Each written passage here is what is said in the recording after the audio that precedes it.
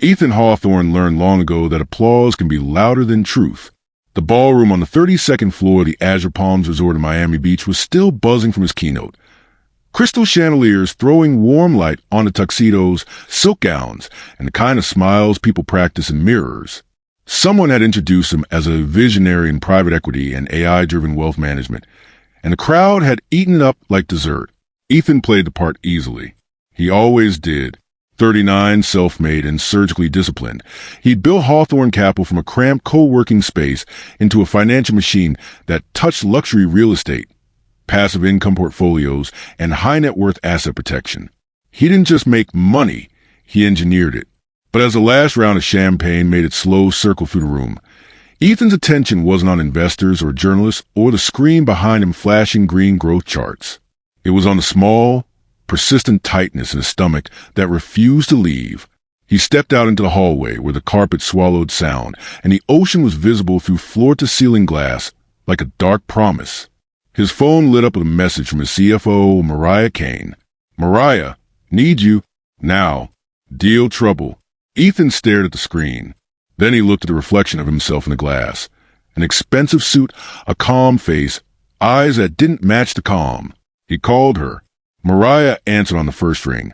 Voice clipped like she'd been holding her breath for hours. "They're walking, Ethan." "What do you mean, walking?" He kept his tone steady. People nearby didn't deserve to hear panic. The sellers want out. And she paused, choosing words carefully. Someone leaked our internal valuation model. Ethan's jaw tightened. "That file is locked." "I know," Mariah said, which means it came from inside Hawthorne Capital. A second message popped in from Jonah Price, a board member, as if the universe wanted to stack pressure. "Jonah, Bloomberg is sniffing around. Keep your head clear." Ethan's throat went dry. Money problems didn't scare him. He could fix money problems. But leaks? Betrayals? Those had a different scent. They didn't just cost dollars. They cost trust. His phone rang again. This time it was his wife, Sloane Hawthorne. Ethan hesitated, then answered. "Hey!" Her voice came out bright, almost too carefully bright. "Hi, baby. How's Miami? You sounded tired earlier." He leaned against the wall, watching a couple drift past him, laughing, harmless and unaware. "Busy. You okay?" "Perfect," Sloane said quickly. "Just winding down. The house feels huge when you're gone." Winding down. At 8:20 p.m. in their glass mansion across the Hudson with skyline views. Ethan tried not to overthink it. "Where are you right now?" he asked casually. A pause, tiny but real. "In bed," she said, "trying to sleep." Ethan listened. Under her voice, something faint shifted, like fabric, like a footstep, like someone moving without speaking. He smiled into the phone anyway. "Okay, get some rest." "I love you," she said fast. "Love you too," Ethan replied and ended the call. He stood there a moment longer, holding the phone like it might explain what his instincts already knew. Then he texted her a lie, not out of cruelty, but out of clarity. "Ethan, deal's a mess. Might stay an extra day." He watched the screen. The typing bubbles appeared instantly, disappeared, then returned. Finally, Sloane, "Okay, love you. Sleep." Ethan's fingers went cold, because love didn't usually come with hesitation. And somewhere under Miami lights, while powerful people toasted his success, Ethan Hawthorne felt his life tilt, quietly, dangerously, towards something he wasn't ready to name. If you're the kind of person who likes stories where luxury hides rot, stay with me, because the next decision Ethan makes changes everything. By midnight, Ethan's suite looked less like a resort room and more like a command center. Laptop open on the desk. Legal documents spread like evidence. A call running on speaker with Mariah Kane, his general counsel Dev Patel, and Jonah Price, who had the weary tone of a man who'd seen too many empires wobble. Dev spoke first. "The sellers claim market instability. It's a smokescreen." Mariah didn't sugarcoat it. "They got spooked because someone fed them our valuation. That leak gave them leverage." Jonah exhaled. "And Bloomberg calling means someone wants this loud."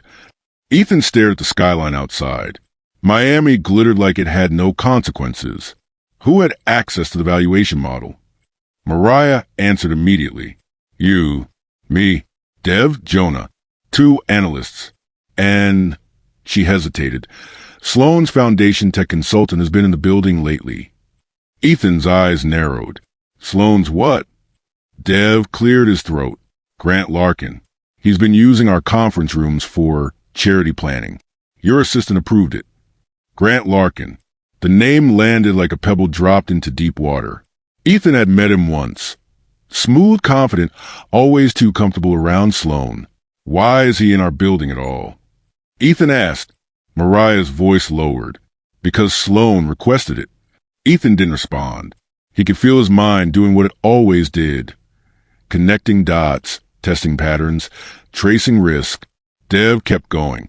We can salvage the deal, but not tonight. The sellers want an amended clause. They keep the deposit if we walk. That's robbery, Jonah muttered. It's pressure, Mariah corrected. They think you'll fold. Ethan turned his wedding ring slowly, once, then stopped. Cancel my morning panel. I'm flying back. There was a beat of silence. Mariah spoke carefully. Ethan, are you flying back for the deal? Ethan could have told the truth, that the deal was only half the storm. But he didn't. Not yet. He wasn't ready to say his suspicion out loud, because then it would become real. Yes, he said, for the deal. After the call ended, Ethan dialed his longtime head of security, Darius Cole, a former NYPD intel officer who treated private homes like high-value vaults.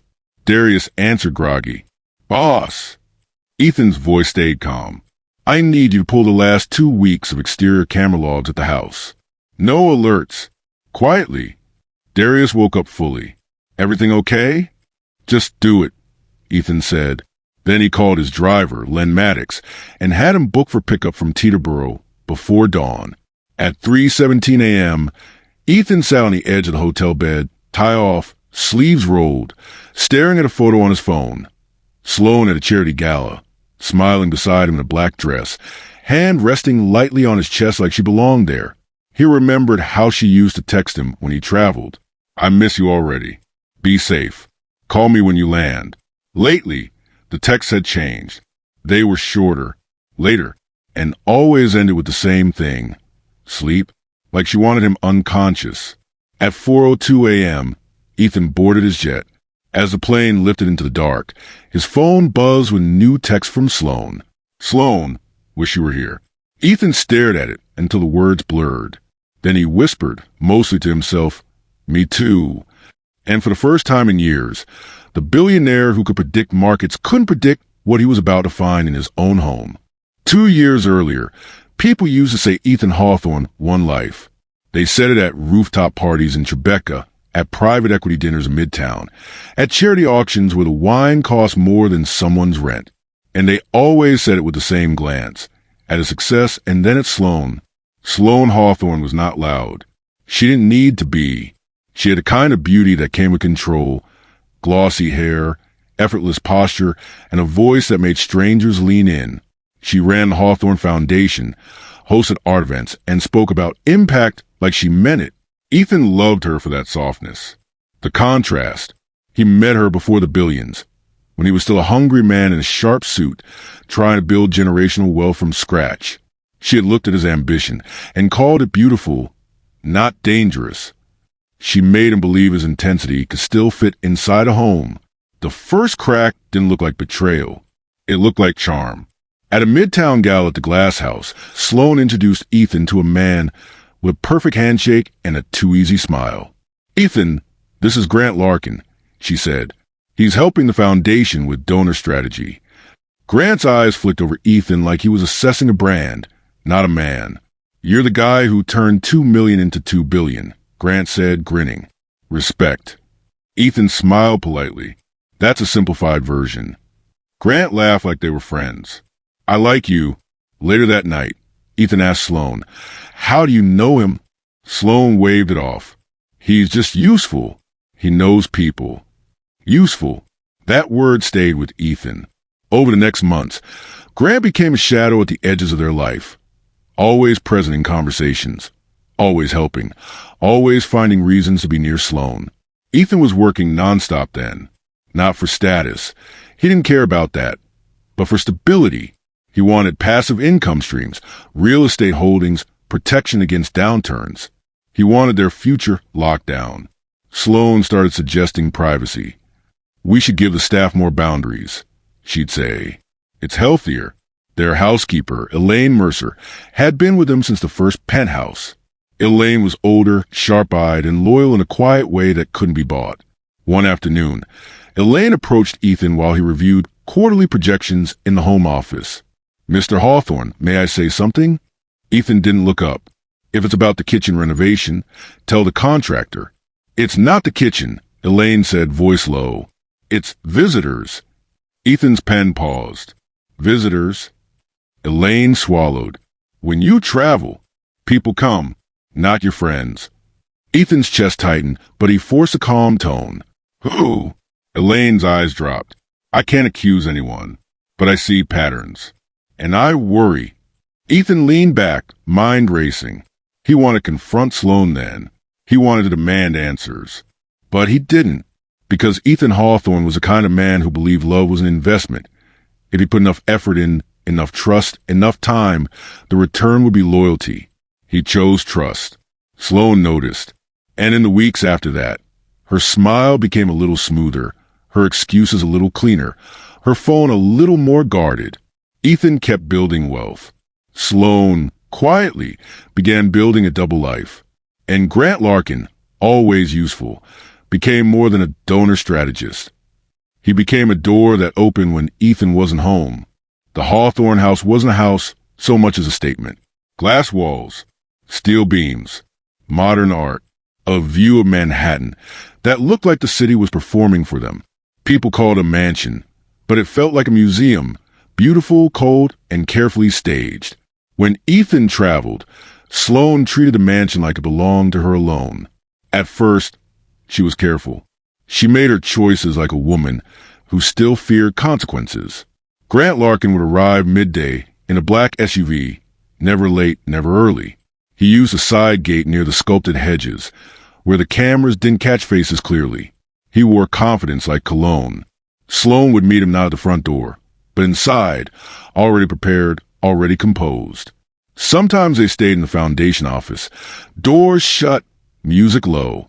Sometimes they moved to the guest wing, far from the master suite, far from a life Ethan believed was untouched. But over time, secrecy turns into arrogance. Arrogance turns into routine. Sloan started leaving small traces, nothing obvious, but enough that a woman with something to hide might miss. A second wine glass on the counter, a jacket tossed over a chair, a scent that didn't belong. Elaine Mercer noticed everything. So did Darius Cole, the head of security, even when he wasn't home. Darius once called Sloan to confirm a schedule. "Ma'am, any visitors tonight?" he asked. Sloan's voice stayed sweet. "No, Darius. Just me. I'm keeping things low-key." Darius paused. Understood. But when Ethan called from Miami, Darius didn't mention the odd gaps in camera angles, the sensor logs that suggested doors open and close when no deliveries were scheduled. Because Darius wasn't paid to accuse. He was paid to protect. And accusing the boss's wife without proof was the fastest way to lose his job. Sloan knew that. She also knew Ethan's weaknesses. He didn't like drama. He didn't like gossip. He didn't micromanage home life the way he micromanaged money. If he trusted you fully. Grant loved that about Ethan. "He's brilliant," Grant once said, lounging in Ethan's own living room like he belonged. "But he's naive about people." Sloan's laugh came out then. "Don't say that." Grant leaned forward. "He built an empire, but he leaves you alone in a glass palace." Sloan's eyes flicked toward the skyline. "He's busy." Grant smirked. "He's absent." Sloan didn't answer. Because the truth was, Grant didn't just offer her attention. He offered her a thrill Ethan never did. Ethan's love was responsible, measured, quiet. Grant's attention was dangerous, immediate, reckless. And the longer Ethan stayed away, the more the mansion became a stage for betrayal performed without fear. One afternoon, Sloan hosted a small luncheon. 3 women from a luxury real estate charity board, a PR consultant named Tessa Ward, and a young influencer who kept saying wealth energy like it meant something. Sloan smiled, served sparkling water, talked about philanthropy. Meanwhile, upstairs, Grant waited. The guests left around 4. By 4:10, Sloan was barefoot on the stairs, moving like she'd done this before. Because she had. And while she climbed, her phone buzzed. Ethan. She let it ring once, twice, then answer with a voice crafted for innocence. "Hey, baby," she said softly. "Everything okay?" Ethan asked. "Perfect," she replied, just winding down. Upstairs, Grant's laughter was muffled behind a closed door. Sloan listened to Ethan breathe on the line and lied like it cost her nothing. What she didn't know, what she couldn't know, was that Ethan was already on his way home. And when a powerful man stops asking questions and starts collecting facts, the end comes fast. The jet landed at Teterboro just after sunrise, the kind of gray morning that makes New Jersey look like a photograph left out too long. Len Maddox was waiting by the car, suit pressed, eyes alert. He'd driven Ethan for years and had learned the rule: don't ask questions unless the boss invites them. Ethan slid into the back seat and loosened his cufflinks. His phone buzzed again. Mariah. "Ethan," she said, "Jonah wants you in a call at 9. We can still salvage the deal if—" "I know," Ethan replied. Mariah hesitated. "Where are you?" Ethan stared out at the highway. "Heading home." A pause. Home. "Yes." Mariah understood what he didn't say. Her voice softened. "Do you want to come?" "No," Ethan said. "Handle the business. I'll handle the rest." He ended the call and watched the city appear, Manhattan rising like a monument to ambition. Halfway to the house, Ethan's phone pinged. Darius Cole. Pulled logs. Multiple side gate entries. Plate obscured. Timing matches your travel. Want details? Ethan's fingers curled around the phone. "Send everything," he texted back. Len glanced in the mirror. "Everything okay, sir?" Ethan's voice stayed flat. "Drive." When the car rolled through the gates, the mansion sat there pristine, sun reflecting off glass. It looked innocent. It looked calm. That's what made it worse. Ethan's fingerprint opened the front door. Inside, the air smelled like expensive candles, vanilla and something floral, and another scent beneath it that didn't belong. He walked quietly, not announcing himself. He didn't call her name, because something in him had shifted on the plane. This wasn't a husband coming home early with flowers and surprise kisses. This was a man coming home like an auditor. Silent, exact, prepared to see what he refused to see for too long. In the kitchen, 2 wine glasses, one still damp. On the counter, a men's watch. Not Ethan's. Ethan picked it up, turned it over. The engraving read, "GL." His chest went still. He set the watch down exactly where he found it, like preserving a crime scene. From upstairs, a sound floated down. Soft, human, unmistakable. A bed frame shifting. Ethan didn't rush. He didn't run. He moved with a slow, controlled precision that felt almost unreal. He walked past the living room where their wedding photo sat framed. Ethan and Sloan smiling, her hand on his chest like a promise. The image looked staged now. On the staircase, Ethan paused and listened. Another sound. A low male voice, familiar enough to ignite something cold in Ethan's spine. "Grant." Ethan climbed. Halfway down the hall, he saw the master bedroom door slightly ajar. A sliver of sunlight cut across the carpet like a blade. His phone buzzed. "Sloan, how's Miami? You okay?" Ethan stared at the text, then at the door. He didn't reply. He placed his hand on the handle. And in that moment, right before everything broke, Ethan Hawthorne realized the difference between suspicion and certainty. Suspicion is a whisper. Certainty is a door. He opened it. For one heartbeat. Ethan's mind refused to translate what his eyes were seeing. Sheets tangled. The room warm with sleep and secrecy. Sloane's hair spread across the pillow like she'd been living there. Because she had. And beside her, shirtless and far too comfortable, was Grant Larkin. Not some faceless stranger. Not an accident. Grant. Sloane's eyes widened, and the sound she made wasn't a scream. It was a choking gasp, like the truth had grabbed her by the throat. "Ethan," she whispered. Grant sat up slowly, blinking like a man interrupted. Irritation flashing first, then shock when he recognized the shape of danger in Ethan's stillness. Ethan didn't yell. He didn't storm in. He simply stood in the doorway, silent, as if the entire mansion had turned into a courtroom, and he was the judge. Sloane scrambled for the sheet, clutching it to her chest. You weren't supposed to." Ethan's gaze stayed on Grant. "Get out." Grant's mouth opened, a practice charm ready to deploy. "Ethan, listen." Ethan took one step forward. His voice didn't rise, but the room cooled around it. "Get out." Grant looked at Sloane, almost expecting her to protect him. Sloane shook her head, tears already pooling, panic dissolving her polish. Grant grabbed his clothes from the chair. As he dressed, he tried one last insult disguised as honesty. "You were gone a lot, man." Ethan didn't flinch. "Out." Grant walked past Ethan, close enough that Ethan could smell him, clean cologne confidence and the sour edge of entitlement. Grant left without another word. The door clicked shut. Now it was just Ethan and Sloane.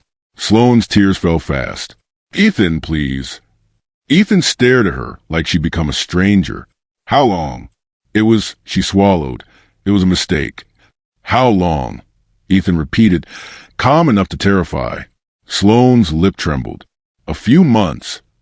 Ethan looked around the room, their room, and saw details his mind cataloged automatically.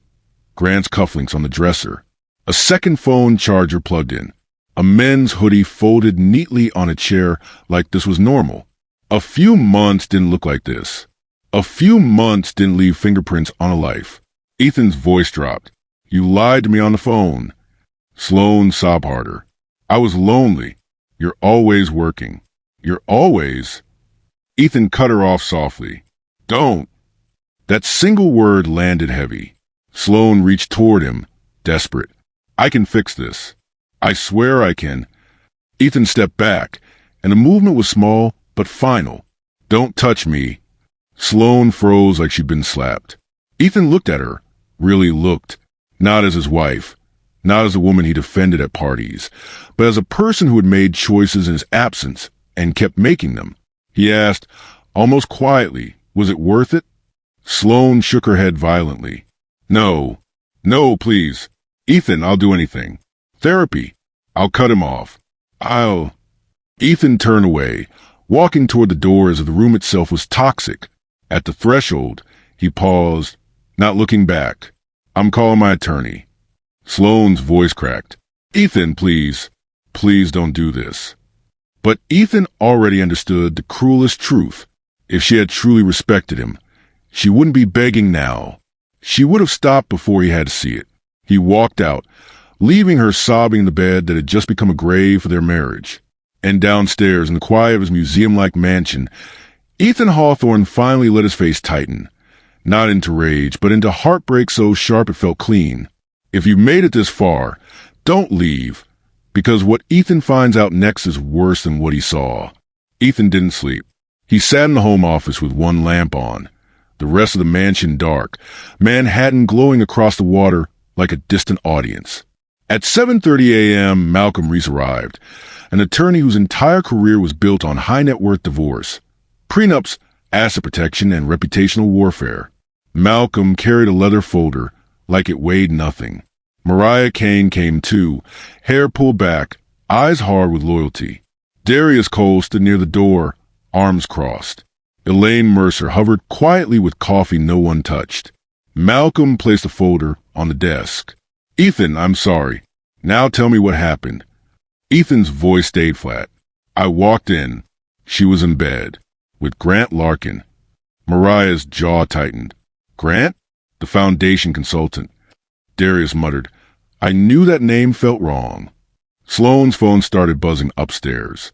Texts, calls, apologies that sounded like panic. Malcolm opened his folder. "We filed today, but you need to understand what she will try. She'll frame this as emotional neglect, absence, work addiction, and if she's been moving money." Ethan looked up sharply. Moving money? Malcolm's expression didn't change. We verify. In marriages like yours, betrayal doesn't always stop at bodies. Sometimes it touches accounts. Mariah leaned forward. Ethan, I can pull foundation transfers, joint account activity, anything that looks like asset shifting. Ethan nodded once. Do it. Elaine cleared her throat softly. Mr. Hawthorne. Everyone looked at her.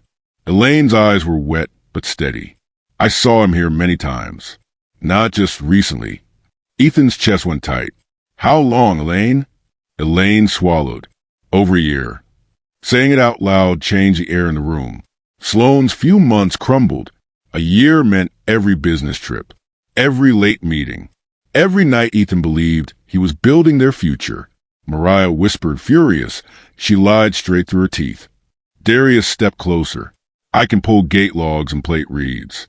Someone obscured cameras, but I can trace timing. Malcolm nodded. That's useful. It establishes pattern. Ethan stared at the desk, then at his own hands, as if they belonged to someone else. His wedding ring felt heavier than it ever had. He spoke quietly. I don't want revenge. Malcolm replied, calm and firm. You want protection. There's a difference. Mariah's phone buzzed, an unknown number. She answered, listened, then covered the mic. Tessa Ward, she whispered. You're a PR consultant. She's hearing rumors. Ethan laughed once, humorless. Of course she is. Malcolm's tone sharpened. We control the narrative. Quiet filing. No public mud. Keep investors calm. Protect your brand. Ethan looked toward the staircase where Sloane was still upstairs, still crying, still sending messages like they could stitch time back together. He said the words like he was signing a contract. File the divorce. Malcolm nodded, already moving. I'll draft today. She will be served properly. You do not engage emotionally. Let me handle communication. Ethan's phone buzzed again. Sloane, please, just talk to me. Ethan stared at it, then handed the phone to Darius. Block her from my direct line. Route everything through Malcolm. Darius didn't ask questions. He simply nodded. And just like that, Ethan Hawthorne, the man who built his life on discipline, began the hardest investment he'd ever make. Walking away. Midway reminder. If you want more stories like this, hit subscribe and stay here. Because the ending isn't just divorce. It's rebuild. 2 weeks later, Sloane sat in a midtown conference room with a view of the city that no longer impressed her. She wore designer black like armor, but her eyes were swollen, her confidence drained. Across the table, Ethan looked different, not broken, not furious, just finished. Malcolm re-slid the documents forward with professional precision. These are the filings. The prenup stands. The settlement terms are fair.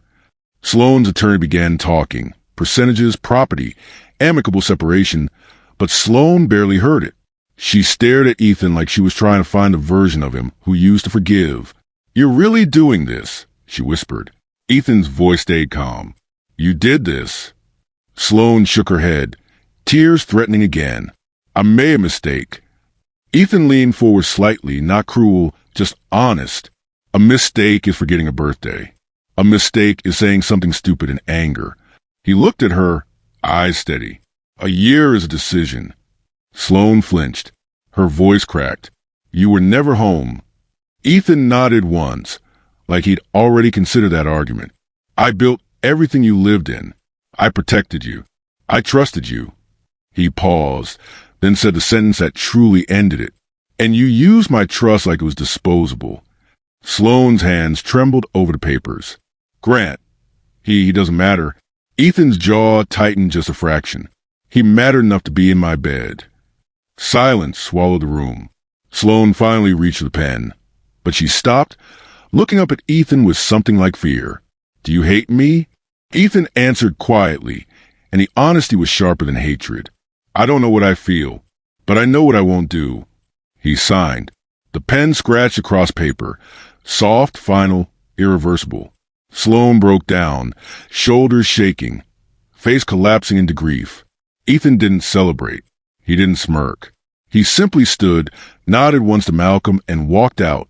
Outside, Manhattan moved the way it always did. People rushing, deals happening, sirens in the distance, life indifferent to heartbreak. Ethan went to his Tribeca penthouse instead of the mansion.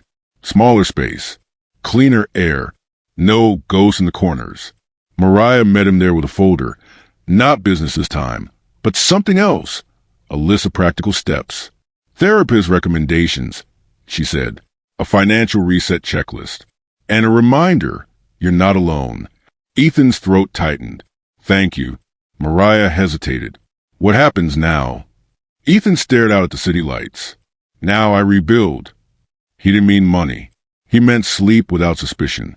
Coffee without silence. A life where loyalty wasn't a gamble. He took off the wedding ring and placed it in a drawer, not dramatically, just like closing a chapter. Then he opened a notebook and wrote 3 words. Peace, health, purpose. Because generational wealth means nothing if your home is a battlefield. And as Ethan sat there in the quiet, he realized something that felt like the first breath after drowning.